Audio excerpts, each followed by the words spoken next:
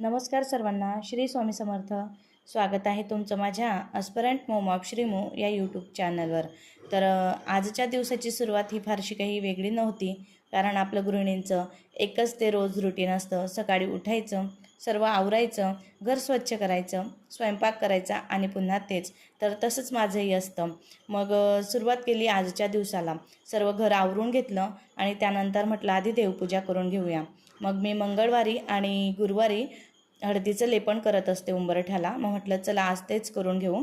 मग मी सर्वात आधी उंबरठा पुसून घेतला आणि त्यानंतर हळदीमध्ये थोडं गोमूत्र आणि गंगाजल टाकून आणि थोडं गुलाबजल टाकलं आणि त्याची एक पेस्ट करून घेतली आणि उंबरठ्याला ती सर्व लावून घेतली.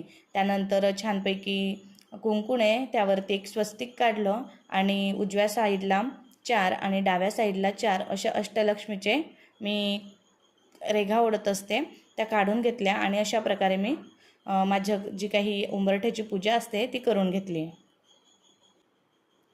त्यानंतर देवपूजा केली आणि श्रीमयला बघितलं तर तो मस्त खेळत होता त्याची गाडी. म्हटलं चला चांगलं आहे, हा खेळतोय तिथपर्यंत आपण स्वयंपाक आटपून घेऊ. मग स्वयंपाकाला सुरुवात केली. तर आज मी मटकीची भाजी, पुरी आणि आमरस बनवला होता. मग सर्व स्वयंपाक वगैरे झाला, सर्व कामं आवरली आणि त्यानंतर मग म्हटलं चला आता अभ्यासाला बसूया. मग आजच्या अभ्यासाला सुरुवात केली.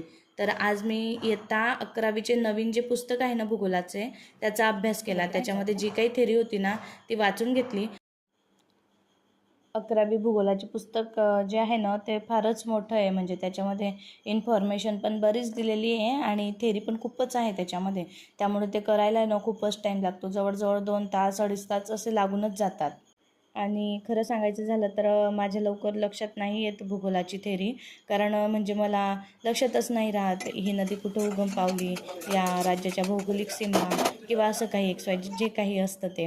मग त्यासाठी म्हटलं आपण शॉर्ट ट्रिक्सचाच यूज करूया आणि त्यासाठी मग मी नंतर जेव्हा रेफरन्स बुक आपण यूज करू ना तेव्हा मग मी जे काही यूट्यूबवरती शॉर्ट ट्रिक्स असतात ना त्याचा वापर करणार आहे. कधी अभ्यासाचा कंटाळा पण येतो, कारण की सर्व घर वगैरे आवरायचं, मुलाला सांभाळायचं, सर्व व्यवस्थित करून मग अभ्यास करायचा. कधी म्हणजे डोकं पण थकतं आणि शरीर पण थकतं, असं होऊन जातं. पण ठीक आहे, हे थोड्याच गोष्टी आपल्याला पुढे नेणार आहे. ह्याच गोष्टीचा होप पकडून आपण रोज आपल्या स्वप्नासाठी प्रयत्न करणे खूप गरजेचं आहे. मला माहिती आहे की स्पर्धा परीक्षेची तयारी करणाऱ्या माझ्या मैत्रिणी ज्या गृहिणी आहेत, आई आहेत, त्या घर सांभाळून स्वतःचं स्वप्न पूर्ण करण्यासाठी काहीतरी करण्याची धडपड करत आहेत. पण तुम्हाला खरं सांगू, तुमच्या एखाद्या जे काही तुम्ही पाऊल उचलता ना तुमच्या स्वप्नासाठी, त्याच्यामध्ये कन्सिस्टन्सी असणे खूप गरजेचं आहे. रोज तुमच्याकडनं जरी 5 तास 6 तास अभ्यास नाही होत असला ना तरी चालेल, पण 1 तास तरी काढा, 2 तास तरी काढा आणि हा 1-2 तासाचा अभ्यास तुम्हाला पुढे खूप कामात येणार आहे. मला फक्त एवढंच सांगायचं आहे की घरातील कामं, मुलं आणि कुटुंब सांभाळताना अभ्यासासाठी किंवा आपल्या स्वप्नांसाठी वेळ मिळणं खूप कठीण गोष्ट आहे, पण अशक्य नाही आणि ते आपल्या हातात आहे. म्हणून आपल्या स्वप्नांसाठी थोडासा का होईना रोज वेळ काढलाच पाहिजे. एक दिवसाचा स्टडी तुम्हाला यश देणार नाही, त्यामध्ये कन्सिस्टन्सी असणे खूप महत्त्वाचं आहे. यासाठी सर्वात आधी स्वतःवर विश्वास ठेवला पाहिजे, कारण आपण जेव्हा स्वतःवर विश्वास ठेवतो तेव्हाच आपण एखादी गोष्ट परिपूर्ण करू शकतो. म्हणून स्वतःवर विश्वास ठेवा. इतरांसोबत स्वतःची तुलना करू नका, कारण प्रत्येकाची सिच्युएशन वेगळी असते.